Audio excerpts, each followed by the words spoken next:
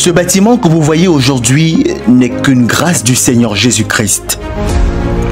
En écoutant parler les murs de ce bâtiment, il se cache une histoire nostalgique. Des hommes qui ont consacré leur jeunesse pour la cause du Seigneur. Des femmes qui ont parfois laissé leurs occupations maternelles pour la cause du Seigneur. Des enfants qui ont écourté leurs jours de classe pour la cause du Seigneur. Derrière ce bâtiment, il se cache une vision. La vision de mon cœur n'était pas de construire une pyramide au-dessus d'une maison, en réalité. C'est une pyramide qui devait commencer par le sol. Mais c'est les contraintes du terrain qui ont fait qu'on l'a juché au-dessus des chaînages. Ça devait être une pyramide parfaite. Mais si je la faisais parfaite, on n'aurait pas l'allée par où on passe pour aller chez le concierge. C'est pourquoi elle est une pyramide imparfaite. Ça devait être une pyramide coiffée dehors comme elle est, et comme celle que j'ai vue à Louvre qui m'avait beaucoup frappé. Mais non coiffée à l'intérieur comme la grande pyramide d'Égypte où Dieu m'a également fait la grâce d'entrer à l'intérieur. Malgré l'étude géotechnique de ce terrain qui n'a pas été favorable à la vision principale de ce projet, l'acquisition de ces terrains a été une véritable épreuve. En 2007, alors que pendant les années 2005, déjà au BTM Tabernacle où nous persévérions, ça allait déjà dans tous les sens. Le pasteur s'est retrouvé dans l'obligation de chercher à construire une église. Et vu les messages qu'il avait reçus, il fallait qu'il bâtisse cette église au PK8. C'est ainsi qu'il m'a donc appelé. Il m'a dit, voilà, toi tu es dans le domaine, au cadastre là-bas, si tu peux nous chercher un terrain au PK8. J'ai donc commencé à demander, à chercher. C'est ainsi que je tombe sur un monsieur. Je lui fais part de ma préoccupation. Il me dit, effectivement, madame, j'ai mon terrain au PK8. Je vais le placer. Je lui dis, ouais, mon église, nous sommes dans le besoin. C'est ainsi qu'il me montre le terrain. Et il fait le prix. Bon, nous avons discuté, on a débattu le prix, papa Ekwe, frère Bidjas, paix à leurs âmes. Nous avons débattu, on a discuté avec M. Tamo.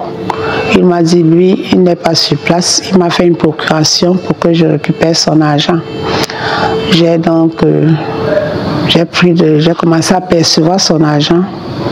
On avait payé ça en trois tranches. J'ai perçu son argent, je le lui ai versé. Il nous a fait les papiers, il a désisté. Maintenant, quand le pasteur est arrivé, le frère Ekwe est venu lui montrer le terrain. Il a dit que le terrain était petit, 500 mètres carrés, que c'était petit.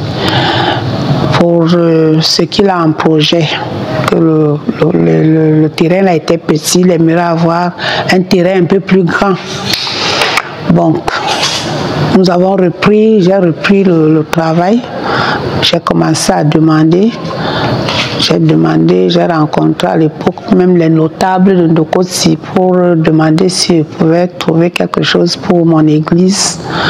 Et il y avait à côté du terrain de 500 mètres carrés, un lot de 700 mètres carrés qui donnait au Carrefour. Quand on a rapporté ça au pasteur, il a demandé que j'aille voir les gens de cette famille. J'ai cherché jusqu'à ce que j'ai pu retrouver les propriétaires. Je suis allée là-bas, d'abord seule. Je leur ai parlé. Ils m'ont dit, non, bon, ils vont voir, ils vont réfléchir. Je suis allée avec le frère Ekwe.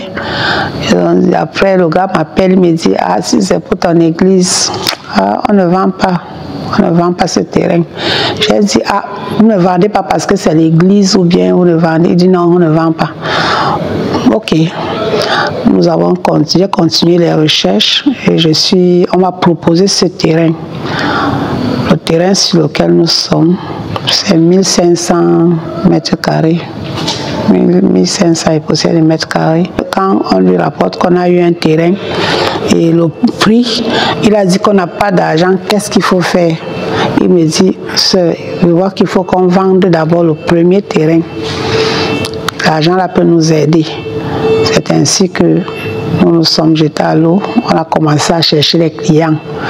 Et j'ai un de mes collègues qui habite non loin de l'église ici là. Monsieur Tenzo, c'est lui qui m'a proposé ce terrain. Et j'ai dit ça au frère Ekwe. Il nous a amenés chez le propriétaire, qui est aussi décédé déjà, paix à son âme. Nous sommes allés chez le propriétaire. Nous avons négocié avec le propriétaire. C'était le frère Ekwe et moi. Nous avons donc négocié là-bas. On a discuté longtemps. Il nous a cédé la parcelle. Et on lui a dit vraiment qu'on ne pouvait pas verser la totalité. Parce que c'est les contributions des chrétiens. Monsieur le Seigneur a touché son cœur, il a dit ok, ce que nous aurons, qu'on apporte. C'est ainsi que on a donc fait un premier versement, ce qu'on pouvait verser. Et après, on a donc trouvé ce client qui a pris le terrain de 500 mètres carrés. L'argent qu'il a donné là, on a versé. Et on a commencé à verser par tranches les acomptes jusqu'à ce que nous ayons ce terrain. Et par la grâce de Dieu, aujourd'hui, nous avons ce bâtiment que les gens voient. Parler de l'histoire de ce bâtiment, des premières murmures de prière en intimité, passant par la pose de la première pierre jusqu'à l'ouverture officielle de ses portes, sera une priorité pour nous dans les jours à venir, dans une édition spéciale dédiée au parcours des bâtisseurs. Nous reviendrons sur tous les visages qui se cachent derrière cette pyramide.